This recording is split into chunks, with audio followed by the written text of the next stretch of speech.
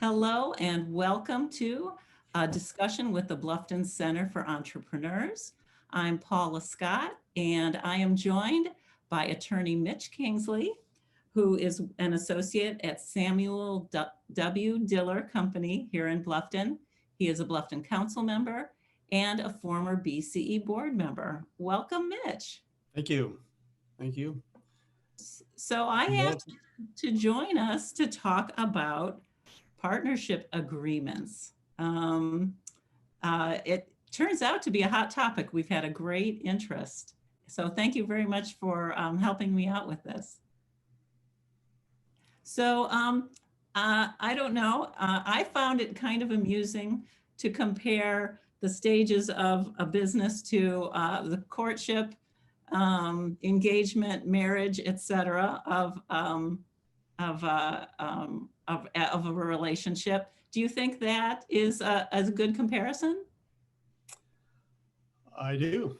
Yeah, I think there's some. As I started making a few notes myself and doing a bit of reading and stuff, it sounded more and more like courtship. So you can, you can make the analogy and start drawing up all the similarities. Would you say from your experience that people automatically create an agreement, or is it kind of like a will where half the people you talk to, no, they don't have a will. The other half the people you talk to, well, of course they do. How common do you think these agreements are? Partnership agreements are, I think what you're asking is a deliberate partnership agreement. That is one that's been discussed and written down versus the other kind, because partnership, happens in a whole variety of ways. Let's say that two unrelated people take title to real estate. Well, they're partners. They have a certain liability for each other based on that real estate. They are partners, and they may not have even thought of it that way. They may not have written anything up. So that's maybe the kind of the most unsuspecting way that people become partners. I think there's a whole bunch of businesses out there where if you start rummaging around and asking the question, do you have a partnership agreement? When it finally came down to it, they probably would say, well, no. I think there are many that do, but yeah, I think there's probably a pretty wide experience out there. When I talk to other professionals, sometimes we shudder when we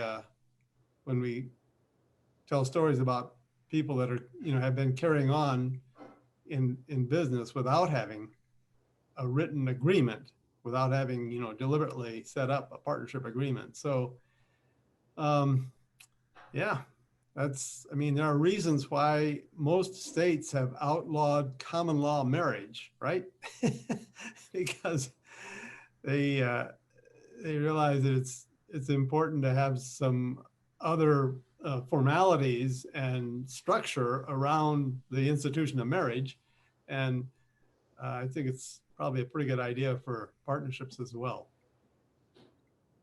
Yeah, that came to mind for me as well. I thought, well, if you would do it for, this primary relationship in your life, why not do it for the primary business relationship in your life? Um, so, so for someone who's starting out in business, maybe they're doing something on the side and then it becomes full time for them. Any advice for when you should start having a discussion? Yeah, so I mentioned there that a lot of people find themselves, or maybe their attorney or their CPA find the business operating without an agreement, and you ask, well, how did that happen? Or why did that happen? And I think the reason is a lot of people start an endeavor in the garage. We have someone with us tonight who kind of did that, and they just practice. They just, you know, they start doing it, and they figure out a better way to do it, and then they, you know, and then maybe they share that operation with somebody else, but it comes from the ground, and it's, you know, it's organic in its development, and then eventually they say, hey, wow, we can replicate this, and let's see if we can make some money at this. And so during that process, unless you happen to be a, you know, a lawyer practicing, you're not thinking about documents, or you're not thinking about agreements. You're figuring out how to make this thing work.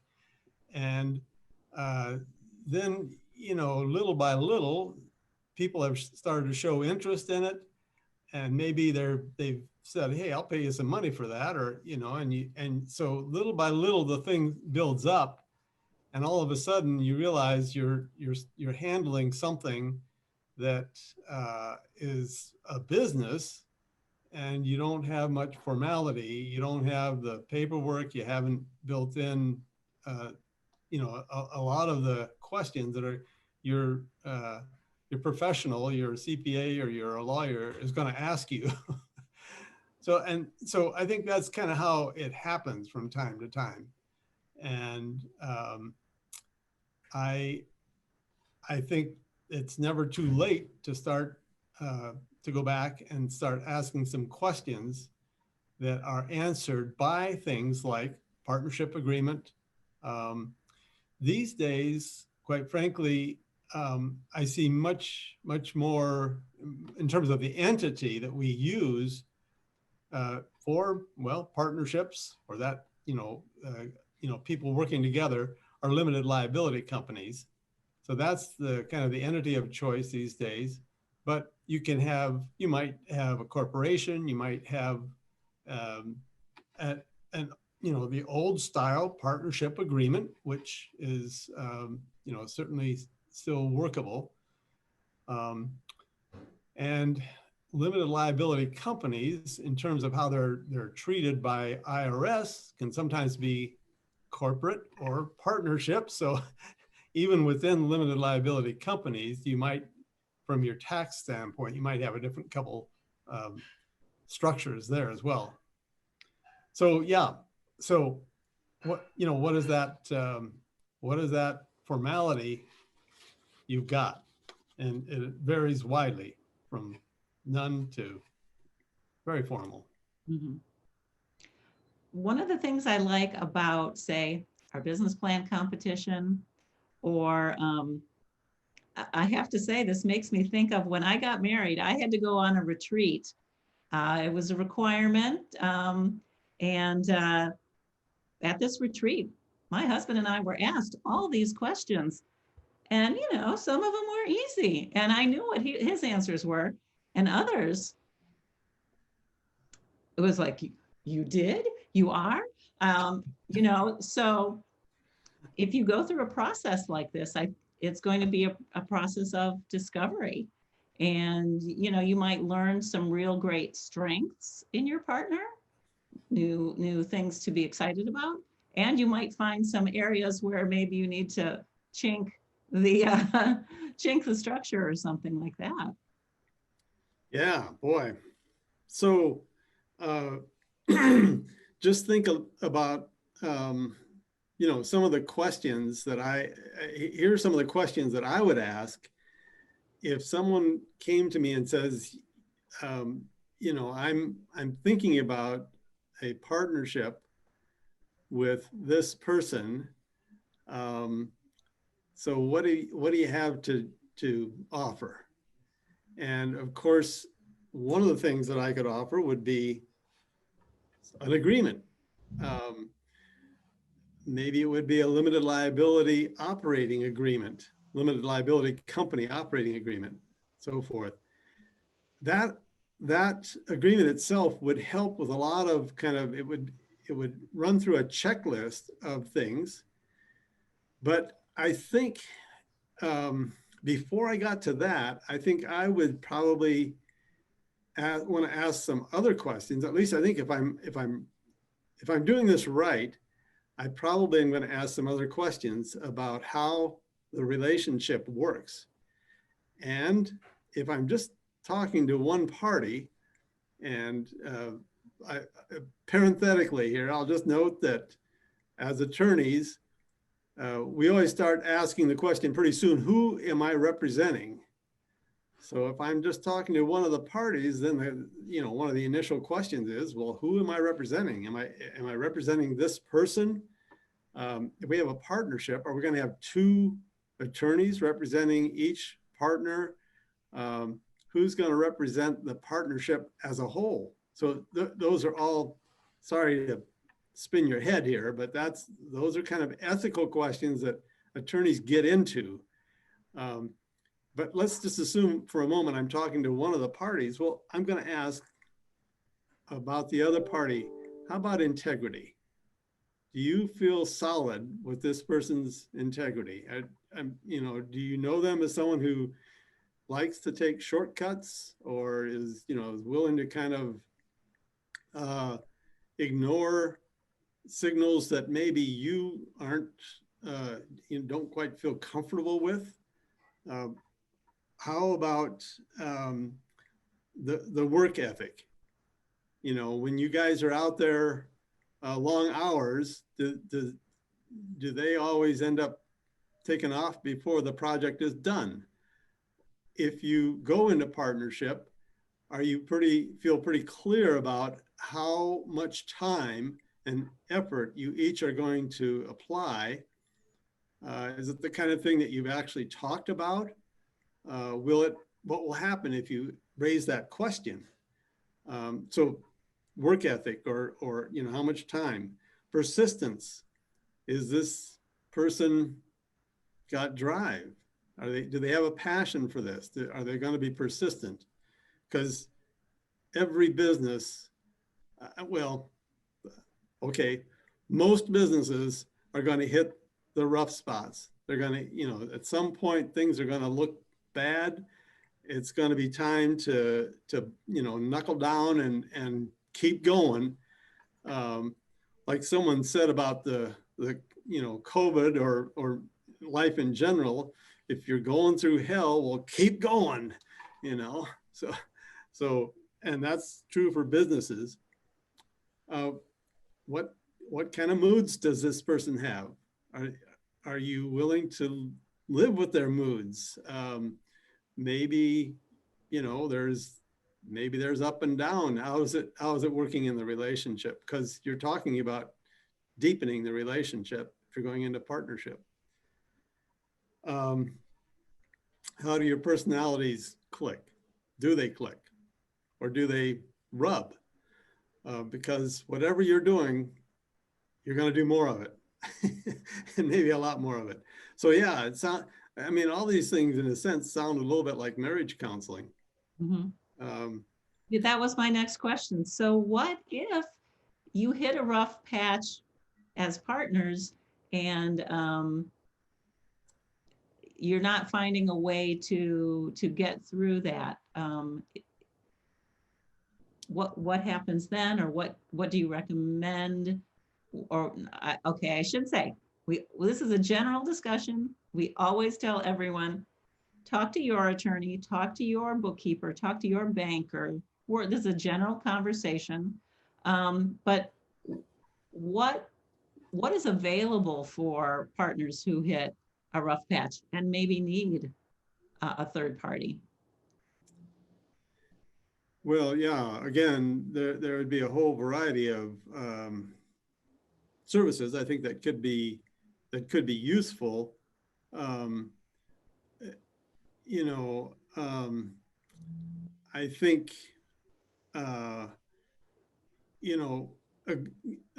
talking to an attorney would certainly be one of the things. Attorneys might or might not be qualified to handle some of the issues. You might be, maybe you need to talk to a counselor of some sort, because there might actually be someone who does coaching or counseling, who could help, point out things, or maybe even work together with the partner or the other party.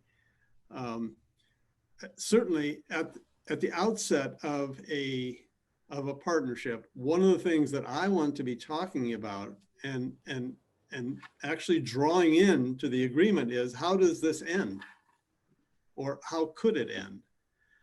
Um, it's an important question. Whenever you're negotiating, you need to kind of know what is um, your walk away point. I mean, when you're negotiating to buy a house, that's not a partnership, but for a short period of time, it has some partnership elements to it. You're working with a seller or a buyer, your opposite, who you finally need to cooperate with. I mean, you need to come to some agreement with them. So that's like a partnership. So what is your kind of walk away point? If you know for sure what your non-negotiable is, then you have an opportunity there to work with the other partner or the other party and figure out what you will and won't do together. But that's true for a long-term relationship and partnership. I think you need to have thought about the question, what happens at the end? And especially for partnerships, that is, as a partnership as opposed to like a corporation or an effort that involves many people.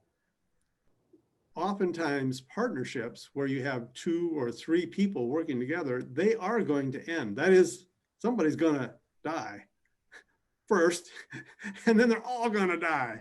So, I mean, if nothing else, we have to kind of recognize our own mortality and say, yeah, this is going to end sometime. How is it going to end?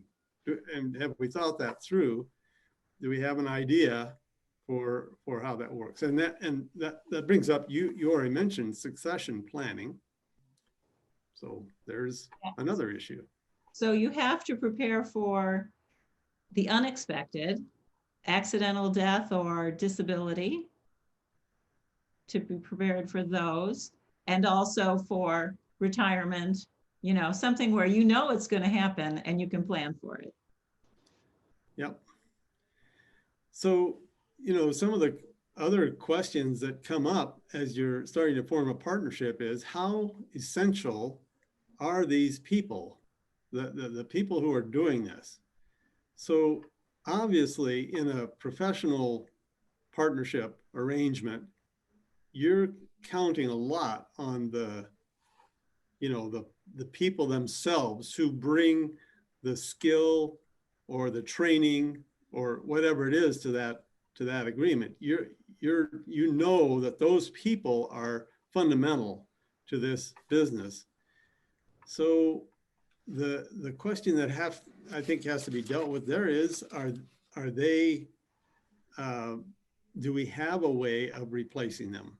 Do we have a way of replicating what they do in this business, so that the business can go on? Or is it pretty much, when this person or these maybe 2 people are done, the business is done? Very important question.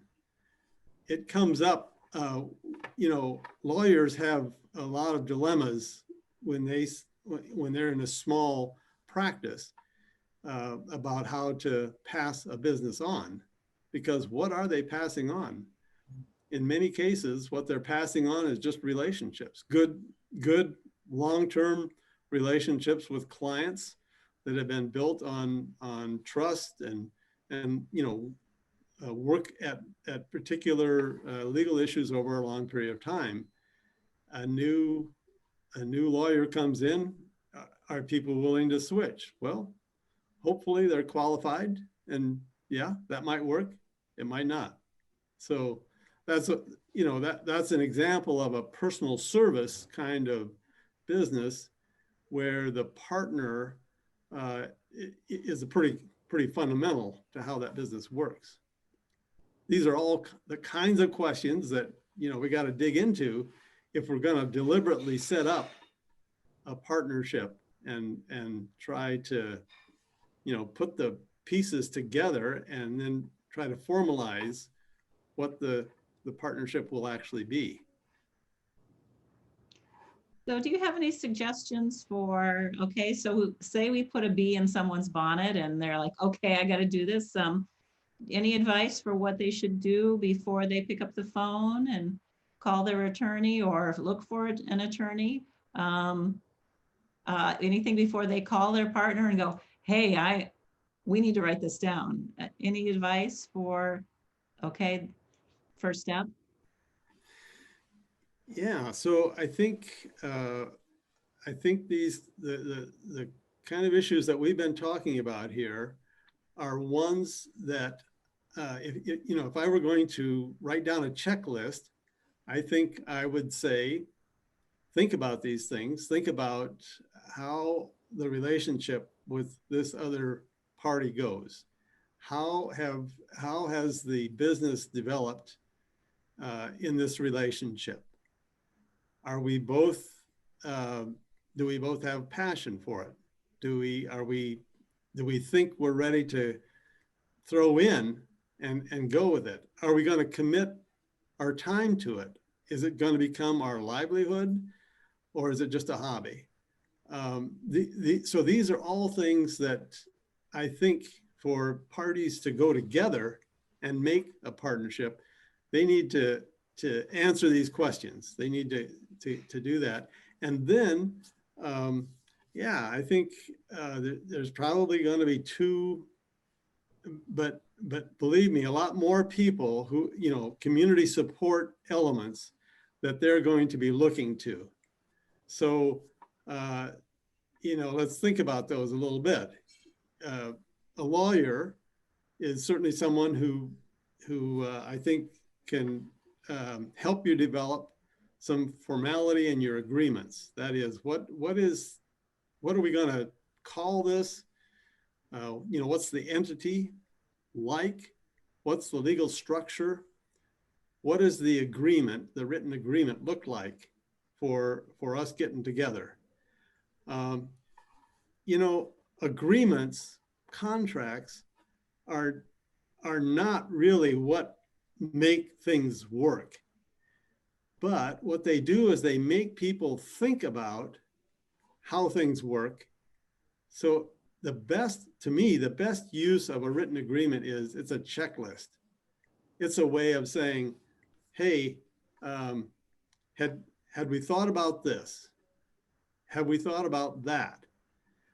Have we thought, for instance, if we're going to have a partnership, are we going to have meetings?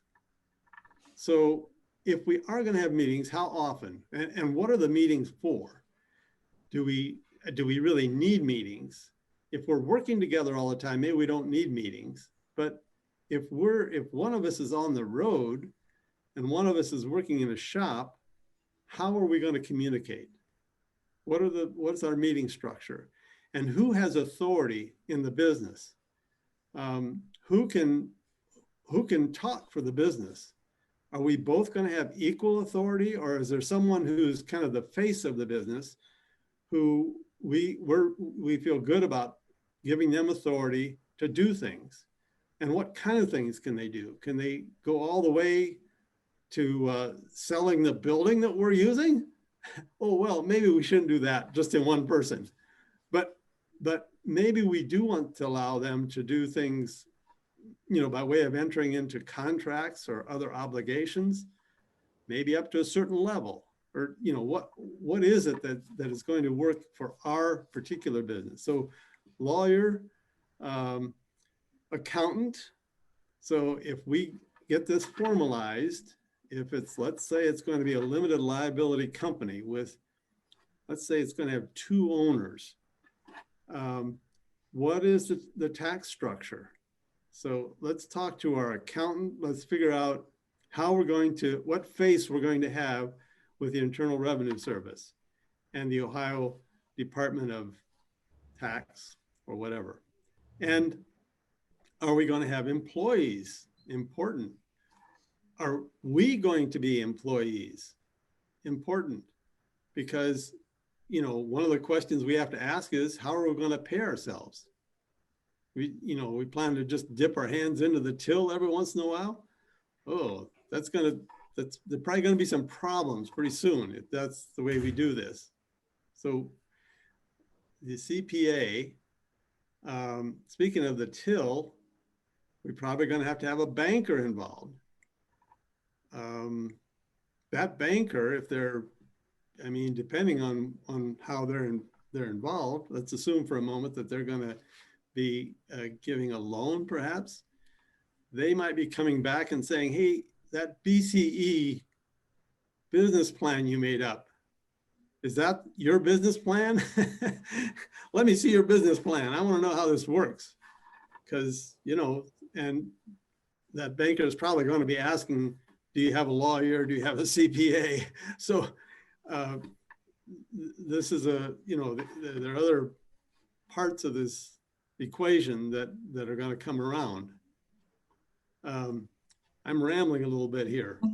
Well, Am I answering any of your questions? I hate to ask anyone to tackle anything in half an hour, and I really have only one question for you, and it's a huge ball of wax. How does this apply when your business partner is a family member, a sibling, a child, a cousin? Does everything you just said stay true? And is there if you have 30 seconds or a minute, what would you add about business partners within the family? Yeah. So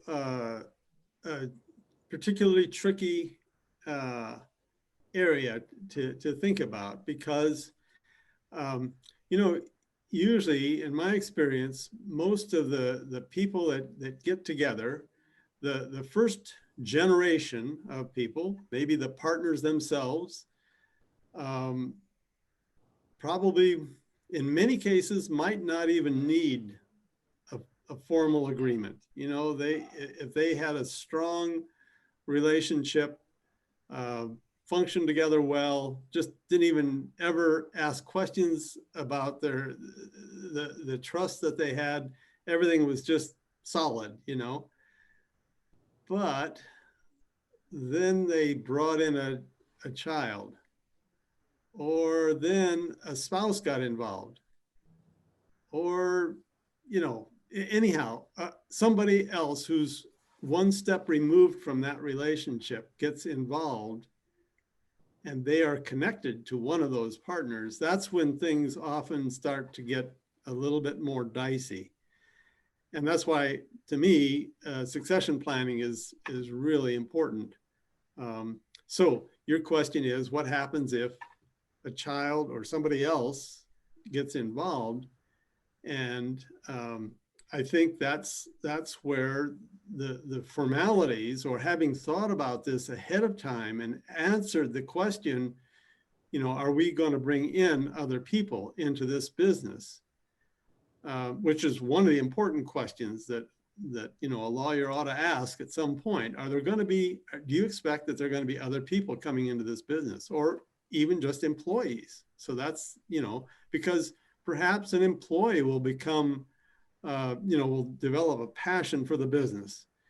And maybe it won't be a child, but maybe it'll be an employee who says, I want a bigger stake in this business. I want to buy into this business in some way. How do I do that? Those are very important questions. And I think there are structures to help us do that. I'll give you an example of a structure that I've built into some limited liability company operating agreement. One of the things that we've done there in some of the companies I've helped to form is put in something that says my interest can be given to somebody, a family member, by me giving a pay or a transfer on death designation to them, which basically says, okay, at my death, my interest goes to so-and-so. And this gets into estate planning, of course, and doing a transfer on death, sometimes called a TOD, eliminates the need to go through a will. So another way of passing an interest would be through a will. But in a business setting, we, especially if it's a closely held business, that what I mean by that is just that the people, there are few people, and they want to make sure they know who's coming into this business. So it's a situation where, maybe they're not ready just to say, well, any offspring of yours, let them in, no problem. They can come in and take your place, let them sit in your chair and just take over the business. Most partners probably aren't quite ready for that kind of open-ended invitation. So even where this transfer on death designation is sometimes put in to allow another family member to become owner, sometimes we have some other protections built around that, which say, well, that family member can come in and have the financial interest, so they can own your financial interest, but they are not going to automatically get to be operators, or that is people who have management or control in the company. That they're going to have to earn that. That is something that, the other members may or may not allow. So that's, we keep that decision in the old guard, in a sense, or in the people who have built up this business. So, there are a whole variety of structures that can be built in to help us get to where we want to go, but we have to talk about where we want to go, and we have to be deliberate about this checklist business to work through these different issues if we want to be able to formalize it. Well, thank you so much for starting us on the road to this sort of an agreement, to this kind of planning. I really appreciate your being here. We have several guests who are watching us, patiently waiting to ask their questions. So thank you, Mitch. Really appreciate you being here. You're welcome. It's been interesting. Although maybe it's kind of egotistical. I hope it's been interesting. Paula, this is Dave Stratton. Can I go to ask Mitch a question? Yeah, go right ahead. Is that okay to start now? I don't want to interrupt your program. If you want to wait until we end the recording, you can. If you want to be on the recording, go right ahead. No, I think this would be valuable. And the reason I say that, Mitch, is, at Allen Economic Development Group, we certainly work with businesses very large and small. Yeah. And many of the smaller businesses you're addressing, right? They could be family businesses. They could be maybe two parties, right? What I hear you saying is it's important for you, especially let's say in a family dynamic, right? What I hear is the partnership is extremely important, but ultimately all businesses have to think about succession planning to a certain degree, right? Even if it's not family, maybe it's a partnership or whatever. Here's my question. Transitionally, I heard you say, banks are important to bring to the table. Lawyers. What about the aspect of insurance companies? And the reason I say that, many partnerships aren't 50-50. They might be 10-30 to start with. Let's imagine a child would be interested in 10%. And there may be some mechanisms, right? I want you to speak to that a little bit. Mechanisms that would help, let's say the 100% owner who you're trying to become a partner with, right? And transitionally, you're trying to bring a 10% into it. But mechanisms like, I'm going to call them buy-sell agreements, or through an insurance company, that could be a help in transitionally getting getting some level of ownership to that 10% party, or maybe then eventually to that 20% party. Can you speak, again, this is kind of a partnership / succession question, I guess. Can you speak to how you as a lawyer would say, somebody comes in and says, that's what I'd like to do. I'd like to really start with getting this person involved in my company at a 10%, but maybe there's an agreement to get up, to 50%, or maybe transitionally just keep working through the whole plan there. Can you speak a little bit to that? Because we're dealing with that all the time. Sure. Yeah. So, well, insurance companies might be involved in a variety of ways. First of all, I've been referring pretty often to the idea of limited liability companies. So, and we haven't actually talked about that name very much, limited liability. So, what is the point of a limited liability company? Well, it's to limit liability. Generally, what it is to try to limit liability to the company itself, and not to let liability, creep over into the house and the dog. So they come in from that angle. I think an angle that you're kind of referring to that may apply here is another question that I was talking about a bit, which is to say, sometimes you have people who are essential to the business, or who are, pretty central to this particular business. And if we don't have them, we are up a creek, at least for a period of time, at least until somebody else establishes what they have. And let's say, if it's relationships, that takes time. If it's skill, maybe less time, but still some time. So one of the ways that insurance might come in would be a life insurance policy on that valuable employee or that valuable partner. And maybe, if we have, we've kind of drawn the business plan trajectory based on that partner's good work.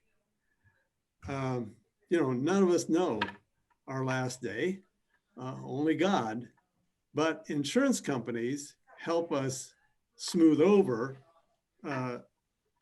serious or tragic bends in the road. So a serious disability or a death of a partner, one of the things that we might do there in a business setting is set up a life insurance policy that helps to bridge over the loss, either temporarily or permanently, of a partner who is essential to the business.